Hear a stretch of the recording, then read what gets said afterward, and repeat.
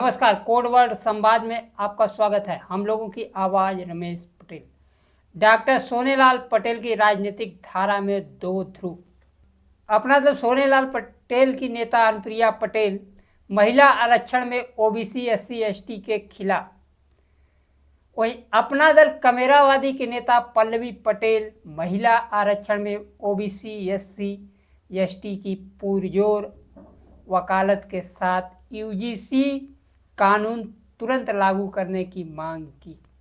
बिहार के पूर्व मुख्यमंत्री नीतीश कुमार को लोकसभा में विपक्ष के नेता राहुल गांधी ने कंप्रोमाइज मुख्यमंत्री कहा।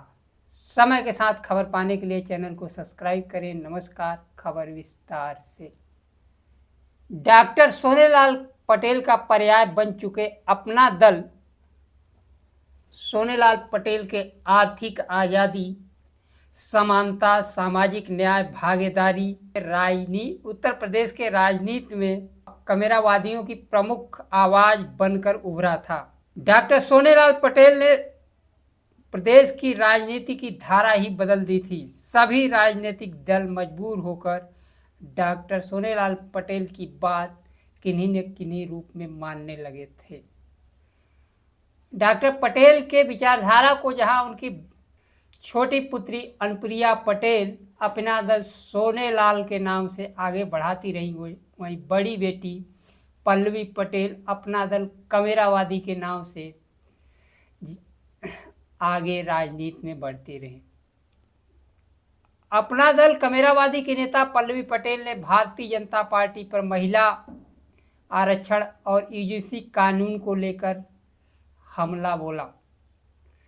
लोकसभा में 3 विधेयक के पारित न होने पर कहा कि ओबीसी एससी एसटी के महिलाओं की हकमारी किसी तरह बर्दाश्त नहीं की जाएगी। पूरे विपक्ष को विधेयक पारित न करने के लिए उन्होंने बधाई भी दी। कहा, केंद्र की मोदी सरकार वंचित समुदाय के महिलाओं की विरोधी है। पल्लवी पटेल ने कहा, मुझे लगता है कि केंद्र सरकार और भारतीय जनता पार्टी को भूलने की बीमारी है। इनकी मानसिक स्थिति ठीक नहीं लगती है, क्योंकि 2024 में 400 का दावा करते करते सीमित हो गए। उन्होंने कहा कि एक कैसे भूल सकते हैं कि 2023 में लोकसभा में महिला आरक्षण बिल खुद इन्होंने ही पास किया था। पूरा विपक्ष साथ दिया था। यह दस्तावेजों में दर्ज है। मैं कोई नई बात नहीं कह रहा हूँ। उस समय मुख्य शीर्षक बना था, देश में महिला आरक्षण विधेयक पास हो गया। तो अब महिला आरक्षण बिल कैसे गिर गया? जब एक बार पास हो गया तो उसे लागू करने का समय था, लेकिन केंद्र की भारतीय जनता पार्टी 3 साल तक उसका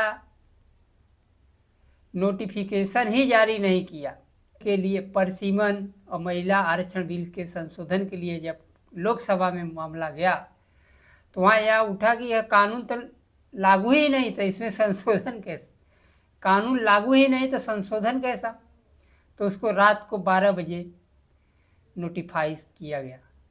पल्लवी पटेल ने कहा कि मैं बार बार विपक्ष को सलाम करती हूँ। उन्होंने लोकतंत्र बचाने का काम किया। उन्होंने परसीमन और संविधान संशोधन विधेयक गिराने का काम किया। साथ ही पल्लवी पटेल ने बड़ी चुनौती दी। कहा, केंद्र सरकार फिर से सत्र बुलाए और 33% आरक्षण नहीं 50% आरक्षण महिलाओं को दिया जाए। ओबीसी एससी एसटी महिलाओं को आरक्षण में कोटा दिया जाए। विपक्ष इसका समर्थन करेगा, तब समय बताएगा कि आरक्षण का विरोध कौन करता है। साथ में उन्होंने कहा, विपक्ष एकजुट हुआ और उसने देश, लोकतंत्र और संविधान बचाने का काम किया। पल्लवी पटेल पार्टी के मंडलीय सम्मेलन भी कर रही हैं। मिर्जापुर में मंडलीय सम्मेलन को संबोधित करते हुए उन्होंने कहा, यूजीसी शोषण के खिलाफ एक सकारात्मक पहल थी, लेकिन भारतीय जनता पार्टी ने इसे लागू करने के बाद अपने लोगों से ही विरोध करा दिया, जिससे यूजीसी कानून अधर में लटक गया। उन्होंने कहा, भारतीय जनता पार्टी की सरकार यूजीसी कानून लागू करने से घबरा रही है। अपना दल कमेरावादी पार्टी यूजीसी कानून लागू करवाकर दम लेगी। उन्होंने जाति जनगणना की मांग उठाई। सामाजिक न्याय की उन्होंने कहा, सामाजिक न्याय केवल नारों से नहीं बल्कि ठोस नीतियों से होगा। जब तक समाज के हर वर्ग के वास्तविक संख्या नहीं आएगी तब तक संसाधनों और अवसरों का न्याय संगत वितरण संभव नहीं है। अब इसके उलट उनकी बहन केंद्र में मंत्री अनुप्रिया पटेल ने कहा, बिल का पास नहीं होना दुर्भाग्यपूर्ण है। यह बिल महिलाओं के लिए बहुत जरूरी है। अगर बिल पास हो जाता तो महिलाओं के सशक्तिकरण में अहम कदम होता। उन्होंने कहा, हमारी पार्टी सामाजिक न्याय पर जोर देती है, लेकिन केंद्रीय मंत्री महिला आरक्षण में ओबीसी एससी एसटी की बात नहीं करती हैं। केंद्रीय मंत्री महिला आरक्षण में ओबीसी एससी एसटी की बात संसद में नहीं उठाई, बिना भागीदारी के सामाजिक न्याय की बात करती हैं। लोकसभा में विपक्ष के नेता राहुल गांधी वंचित वर्ग के न होते हुए भी जाति जनगणना और भागीदारी की बात करते हैं, लेकिन केंद्रीय मंत्री उत्तर प्रदेश के राजनीति में तीसरी सबसे बड़ी पार्टी अनुप्रिया पटेल की पार्टी तीसरी शक्ति होते हुए भी बड़े वर्ग के लिए आरक्षण, शिक्षा, नौकरी पर कुछ नहीं बोल पाती हैं। डॉक्टर सोनेलाल पटेल हर जाति वर्ग के भागीदारी देने के सशक्त आवाज बनकर उभरे थे। आज तक 69,000 शिक्षकों के भर्ती में न्याय नहीं हुआ। खुद केंद्रीय मंत्री के पति को भी प्रदेश सरकार में मंत्री होते हुए भी न्याय नहीं मिल रहा है। वह खुद असुरक्षित अपने को बताते हैं। बिना आरक्षण का इनका सामाजिक न्याय मंत्री जी कैसे देगी? में मंत्री अनुप्रिया पटेल थोड़ा सब्र करें। जाति जनगणना के बाद महिला आरक्षण कोटे में ओबीसी एससी एसटी को भी शामिल करें।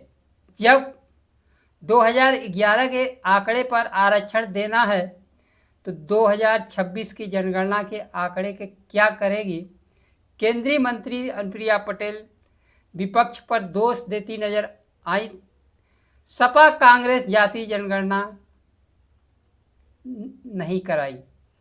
कहा, हमारी सरकार ओबीसी के हित में अनेक काम किए। मैं कहूँगी जब कानून लागू हो जाए ओबीसी बहनों के टिकट देने में कंजूसी ना करें राजनीतिक दल।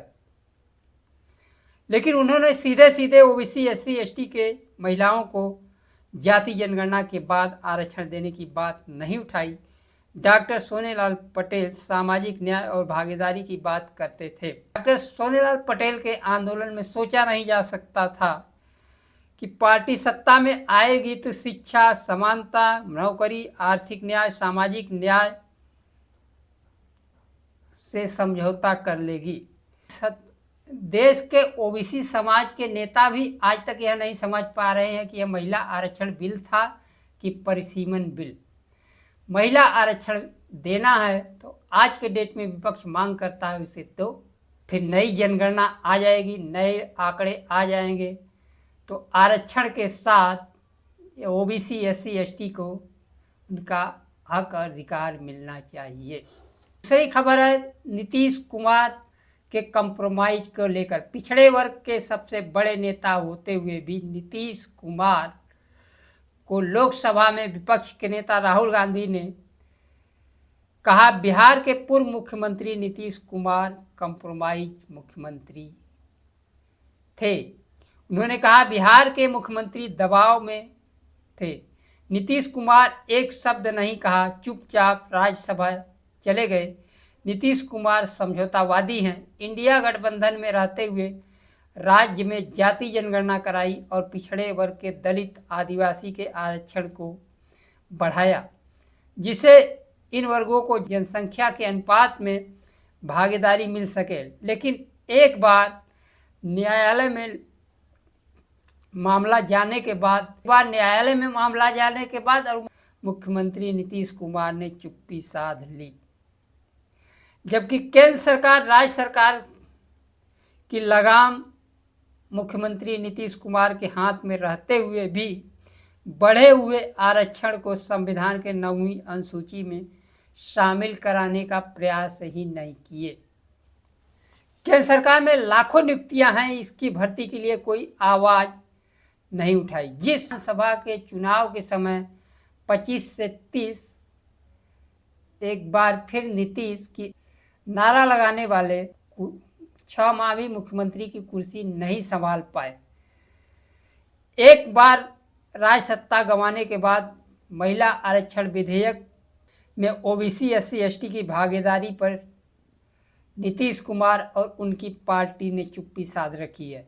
भारतीय जनता पार्टी से समझौता कर चुके नीतीश कुमार, भारतीय जनता पार्टी उनके जनमत पर सीधा चोट कर रही है। सत्ता गंवाने के बाद सत्ता आ सकती है, लेकिन जनता का भरोसा टूटने के बाद सत्ता नहीं आ सकती है। नीतीश कुमार ने भारतीय जनता पार्टी को सत्ता ही नहीं सौंपा, हक, अधिकार, शिक्षा, नौकरी, आत्मसम्मान सब कुछ सौंप दी। जो सच्चाई है, इंडिया गठबंधन में नीतीश कुमार प्रधानमंत्री पद के दावेदार थे और हमेशा दावेदार बने रहते। आज वह सीएम भी नहीं रहे। हो अपने वर्ग ओबीसी SC ST के भागीदारी आरक्षण पर बात न करके भारतीय जनता पार्टी के लाइन पर चल रहे हैं। इन लोगों की ये लोग पूरी तरह से समझौतावादी हो चुके हैं। जब देश में जनगणना चल रही है, ओबीसी SC ST की गणना कराई जा रही है, तो जनसंख्या के अनुपात में उनको भागीदारी मिलनी चाहिए और महिला आरक्षण में ओबीसी SC ST के आरक्षण होना चाहिए। आज के लिए बस इतना ही। नमस्कार। जय संविधान।